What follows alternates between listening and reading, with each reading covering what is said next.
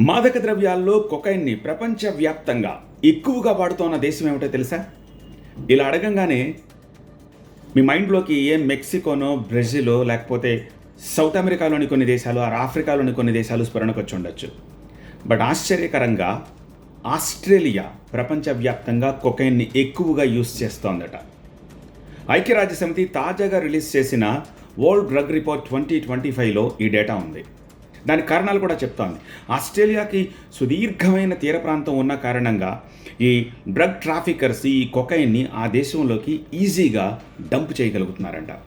అలానే అక్కడి ప్రజలు కొకైన్ని కొనగలిగే సామర్థ్యం కలిగి ఉండడం కూడా కొకైన్ని అక్కడ ఎక్కువగా వినియోగించడానికి కారణమవుతుందని చెప్పేసి చెప్తోంది ఆ రిపోర్టు. అలా అని చెప్పి అక్కడ డ్రగ్ అడిక్ట్లు లేరు అని చెప్తోంది. అంటే అకేషనల్గా తీసుకునే వారి సంఖ్య అక్కడ చాలా ఎక్కువ అని చెప్పేసి ఈ డేటా చెప్తోంది. సర్ప్రైజింగ్లీ న్యూజిలాండ్లో కూడా కాస్త అటు ఇటుగా ఇవే కారణాలతోటి న్యూజిలాండ్ సైతం ఎక్కువగా కొకైన్ని కన్జ్యూమ్ చేస్తోంది అని చెప్పేసి చెప్తోంది.